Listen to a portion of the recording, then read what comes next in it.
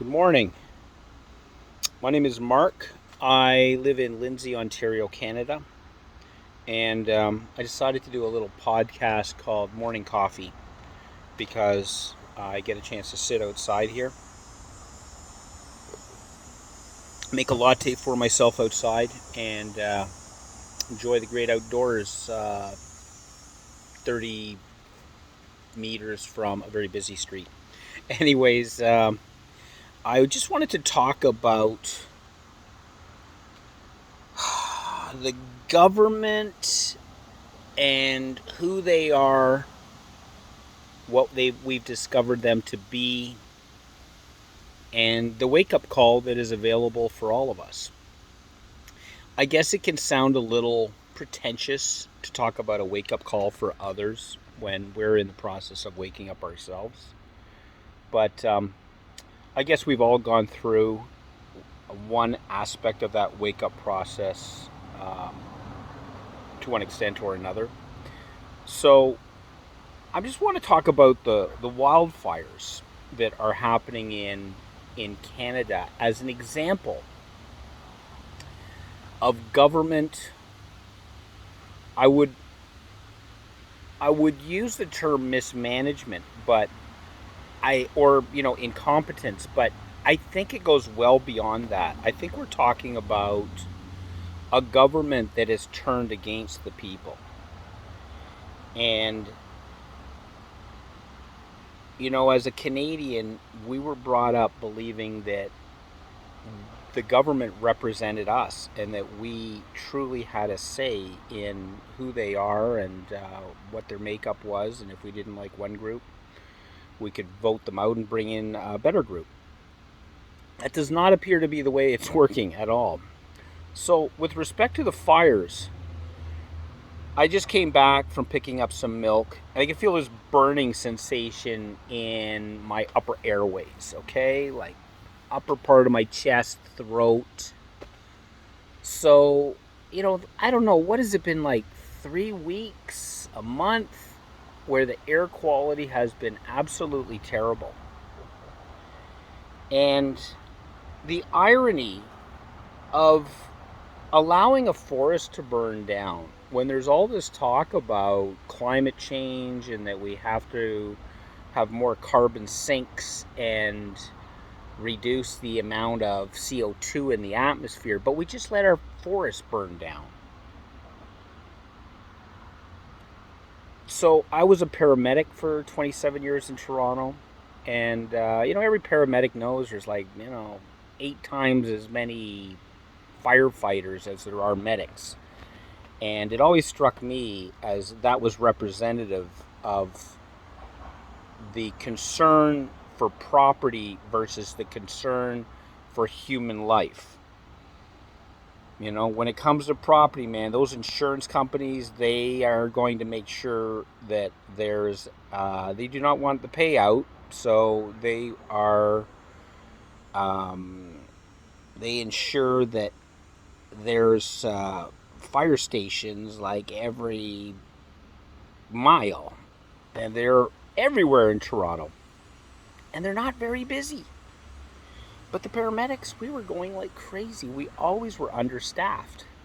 So it seemed to be representative of values, the values in our society. Property up here and human life way down here, which from the Canadian perspective that we were taught in is just it's outrageous. It's like it's almost impossible to believe. Well, of course we all want to take care of one another. That's the priority. Like property, no, that doesn't matter. No, absolutely not. It's the opposite. So this is like an example of the wake-up call, like being a paramedic and seeing that for ourselves, how quiet it is for firefighters. I mean, it annoyed the hell out of us as paramedics, how busy we were, how well the firefighters were paid, how overstaffed they were in the city, how understaffed we were, and how we had to fight tooth and nail for every extra dime that we ever got, to compensate us for what we do in our training. So when it comes to the forest fires, how is it that it can be 2023 and they don't seem to have anything in place to manage forest fires? Or at the very least, it's completely inadequate. Like, Canada is supposed to be a first world nation, and we can't manage our forests at all? We have satellite imagery. We can't see a forest fire starting, and we can't get on it. We can't send helicopters in and get it under control early and good fire suppression. And maybe a little planning. You know what? We might have a fire one day. Like we have spells of heat now in Ontario, hot spells. And so maybe we need to think a little bit about setting up stations where we've got easy access and we can get in and put the fire out before it gets going. No. Just, it's unbelievable. It is unbelievable. And it's right in front of our faces. This is representative of a government that doesn't give a flying shit about so-called climate change. They don't care. They tell us they care.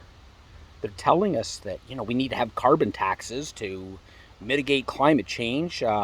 Their policies are so misguided. So what we see, this wake-up call that is available to all of us, is there's a discrepancy between what they're saying and what they're doing. They don't really care about this professed climate emergency. Now, some people would say, well, that means there's no climate emergency. I'm not in that camp.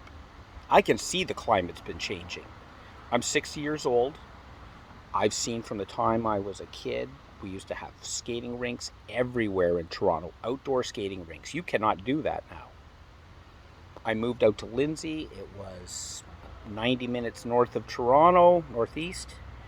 And I was like, oh, great, we can, that's a different climate zone. Like, it's snowmobile country. I can finally have a rink. Well, it would melt 4 times in the year, and it was impossible to manage. So that never even happened when I was a kid in Toronto. Like, once we got into winter, it stayed cold, and you flooded your rink. Your dad flooded the rink. The people at the school, they created a little rink. Couple of rinks. Every little school had these, and they would never melt. Once it froze, that was it, and we just put layers and layers on it, and that was it. So yeah, there's been a definite shift. It actually feels like tropical half the time. Like a level of humidity in the air is very surprising. Nothing like it used to be. This is like, it always feels like Florida. It's my kitty behind me here. And so yeah, the forest fires to me are indicative of a different agenda. It's proof to me that they don't really care, or they would have managed that so much differently. I mean, they're trying to plant trees, supposedly, as a carbon sink, a place to recapture the carbon so that it is not in the atmosphere. But we just let millions of acres burn up and go into the atmosphere. Not to mention the impact on human health. Like, I have some respiratory issues, and this cannot be good for our lungs, and everybody's breathing it. Everyone in southern Ontario, northeastern United States, we're all breathing in this shit. These are very small particulate, very, very tiny, the very stuff that's very bad for your lungs. There's no getting around it. We're all breathing it in. Again, it's another example where they don't care about human health. Anyways, that's all I wanted to say in this little discussion, my discussion to you. I'm interested in your comments. But I think it's clear to many of us that there's something going on that is very different than what we're being told. Yes, there is a change in the climate, but the way that they're managing it is as though they have no interest in what they're telling the rest of us is the big, the direction that we must all go in. We must change in this direction. And, they don't. They're not following that at all. They don't care. They're acting as though they don't care at all. When you look at what they're actually doing, their words and their actions are completely misaligned. Two different things. To me, that's part of the wake-up call. Have a great morning. Have a great day.